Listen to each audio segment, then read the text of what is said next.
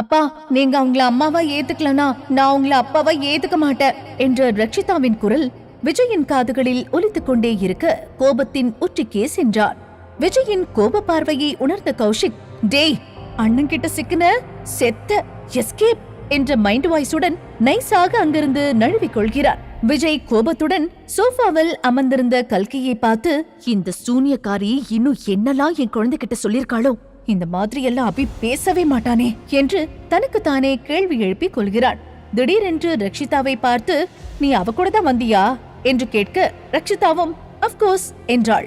உடனே விஜய், அதான பார்த்தேன், நினைச்ச மாதிரியே நடந்திருக்கு, இல்லனா நீயே இட்லி எல்லாம் கேட்க போற என்று நினைத்துக் கொண்டே ரக்ஷியிடம், நீ இனி அவகிட்ட பேசவே கூடாது, ஓகே என்று கராராக கூறுகிறான். அதை கேட்டு ரக்ஷிக்கு தனது அம்மாவிடம் எவ்வாறு பேசாமல் இருப்பது என்று கல்கியை பாவமாக பார்த்தாள்.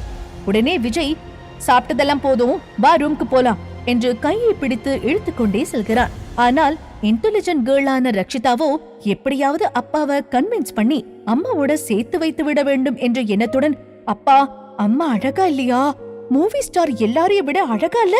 நீங்க அவங்களோட சேர்ந்து வெளியே போனா எவ்வளவு நல்லா இருக்கும் என்று பிஞ்சு குரலில் கேட்க, மேலும் விஜயின் தலையில் இடி இறங்கியது போல இருந்தது. அதே டென்ஷனுடன் ரூமிற்கு சென்றதும் அபி என்று நினைத்து ரக்ஷியிடம், அபி, நீ இப்படியெல்லாம் பேசக்கூடாது, நான் குளிச்சிட்டு வரேன், நீ ஒழுங்கா படுத்து தூங்கணும் என்று கூறி குளிக்க சென்றான் விஜய். மறுபக்கம் ரெஸ்டாரண்டில் அபினவ் என்று தெரியாமல் ரக்ஷிதா பீட்சாவில் உள்ள அனைத்து காய்களையும் ஒன்று விடாமல் சாப்பிட்டிருந்தது கல்கிக்கு மிகுந்த ஆச்சரியமாக இருந்தது. எப்போதும் காய்களை ஒதுக்கி வைத்து சாப்பிடுபவள் இன்று மட்டும் எப்படி என்று யோசித்துக் கொண்டிருக்க, அபினவ், அம்மா, நான் இன்னொரு கேக் வாங்கிக்கிட்டுமா என்று பர்மிஷன் கேட்க, ரொம்ப சாப்பிடுற, சரிப்போ சாப்பிடு என்று பதிலை கேட்ட அடுத்த நொடியே கேக் ஆர்டர் செய்ய ஓடினான் அபினவ். ரக்ஷிதா அம்மாவை விட்டு வந்திருக்க கூடாதோ என்று நினைத்து விஜய்க்கு தெரியாமல் அவனுடைய ரூமிலிருந்து வெளியேறி மீண்டும் ரெஸ்டாரண்ட்டுக்கு வர அங்கே கல்கி தூங்கிக் கொண்டிருப்பதை கவனித்து, அம்மா, தூங்கிட்டியா, போலாமா என்று கேட்க, கல்கி, இப்பவாது ரூமுக்கு போறதுக்கு மனசு வந்ததே, கேட்க வேண்டாமா, சரிவா போலாம் என்று ரக்ஷிதாவை அழைத்துக் கொண்டு ரூமுக்கு செல்கிறாள். மறுபக்கம் அபினவ் ஆர்டர் செய்த கேக்குடன் அங்கு வர கல்கி இல்லாததை கண்டு ஏமாற்றம் அடைகிறான். அப்போது அவன் பின்னாலிருந்து விஜய், இன்னும் வயிறு ஃபுல்லாகலையா உனக்கு என்று கத்தியபடி அபினவை தூக்கிக் கொண்டு ரூமுக்கு செல்கிறான். கல்கியும் ரக்ஷியும் தூங்க தயாராகிக் கொண்டிருக்கும் போது காலிங் பெல் சவுண்ட் கேட்கிறது. ரஷிக்குட்டி, கதவு திறந்து யாருன்னு பாரு என்றாள் கல்கி. மா, நான் கொஞ்சம் பிஸியா இருக்கேன், நீங்க போய் கதவு தரங்க என்று கூறி கேமில் மூழ்கினாள் ரஷி. கல்கி சென்று கதவை திறந்தவுடன் ஒயிட் சூட்டில் 20 வயது உள்ள ஒரு ஆண் நின்று கொண்டிருந்தார். அவனை பார்த்து, ஹாய் மிஸ்ஸஸ் கல்கி, உள்ள வந்து பேசலாமா என்று கேட்க, வாங்க மிஸ்டர் என்று பேர் தெரியாமல் இழுக்க கௌஷிக் என்று கூறியவாறு உள்ளே வந்து சோஃபாவில் அமர்ந்தான். கல்கி, சொல்லுங்க மிஸ்டர் கௌஷிக், என்ன வேணும் என்று கேட்க, இந்த பிரசிடென்ஷியல் சூட்டை வெக்கேட் பண்ணணும் என்று அசால்ட்டாக சொல்ல, என்ன காரணம்னு தெரிஞ்சுக்கலாமா என்று கேட்கிறாள். நீங்க என் அண்ணனுக்கு ட்ரை பண்ற மாதிரி தெரியுது, அதை ஸ்டாப் பண்ணிக்கோங்க.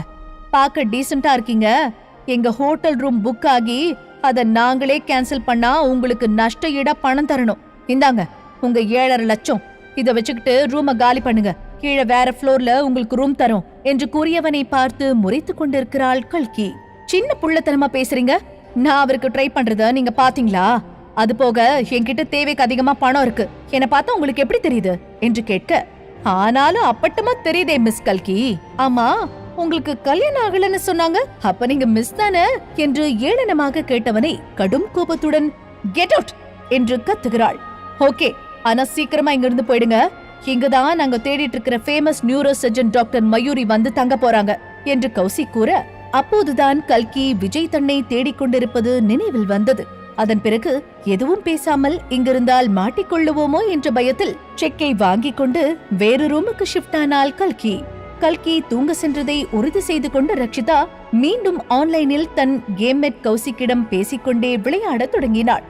ஆர்கே, நீ பையனா பொண்ணா என்று கௌசிக் கேட்க, அது சீக்ரெட், அதெல்லாம் வெளியே சொல்லக்கூடாது என்றபடி தொடங்குகின்றனர். கௌசிக் ரக்ஷியிடம், ஆமா, நீ இன்னைக்கு கேம் விளையாட வரவே இல்ல என்று கேட்க தான் ரூம் ஷிஃப்ட் செய்த கதையை கூறினாள். பிறகு கௌஷிக், ஆர்கே, நீ கலிபோர்னியாலிருந்து சென்னை வந்துட்டு சொன்ன, எங்க இருக்க சொல்லுத்தல என்று கேட்க ரக்ஷிதா தங்கியிருக்கும் ஈஸ்வரன் குரூப் ஆஃப் ஹோட்டல் பேரை சொல்ல அதை கேட்ட கௌஷிக் அதிர்ச்சியில், நானும் அங்கதான் இருக்கேன், நானே வந்து உங்களை பாக்குறேன் என்று சொல்ல ஓகே என்கிறாள்.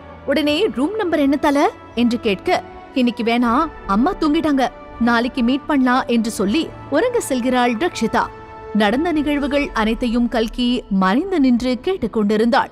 விடிந்ததும் கௌதம் கல்கி தங்கியிருந்த ஹோட்டலில் நின்று கொண்டிருந்தான். அப்போது அருகிலிருந்த பாருக்கு சென்று, என்ன செய்யணும்னு தெரியும்ல, சரியா செஞ்சிருங்க என்று கூறிவிட்டு வெளியே வந்தான். கௌதமின் போனை எடுத்து, ஹாய் மிஸ் கல்கி, உங்க போன் நம்பரை கீழே ரிசப்ஷன்ல வாங்கின, அதுக்கு முதல்ல சாரி, உங்களால இன்னைக்கு நைட்டு 8 மணிக்கு கீழே இருக்கிற பாருக்கு வர முடியுமா பிளீஸ் என்று கல்கிக்கு மெசேஜ் அனுப்பினான்.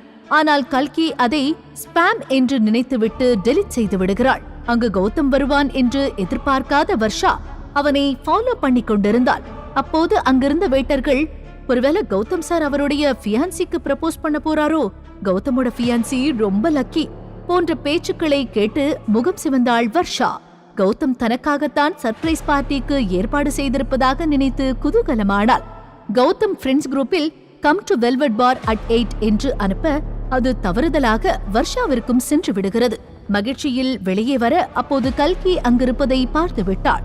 இவ்வளவு காஸ்ட்லியான ஹோட்டலுக்கு கல்கி எப்படி வந்திருப்பாள் என்று பல தவறான எண்ண ஓட்டங்களுடன் பார்ட்டிக்கு தயாராக ஷாப்பிங் செல்கிறாள் வர்ஷா. கல்கியை வெறுப்பேற்ற வேண்டும் என்ற நோக்கத்தில் வர்ஷா கல்கிக்கு மெசேஜ் செய்கிறாள். அதில், உனக்கு பிறந்த பையனை பார்க்கணுமா, come to Velvet bar at 8 என்று இருக்கிறது. மெசேஜை திறந்து பார்த்த கல்கிக்கு தூக்கி வாரி போட்டது. வர்ஷா கூறியது உண்மையா? இன்று இரவு 8 மணிக்கு கல்கி தனது மகனை காண போகிறாளா? என்ன நடக்க போகிறது தெரிந்து கொள்ள இப்போதே பாக்கெட் எஃப்எம்மில் மெர்க்குரி பூக்கள் தமிழ் கதையை கிளிக் செய்து அடுத்த எபிசோடை கேளுங்கள்.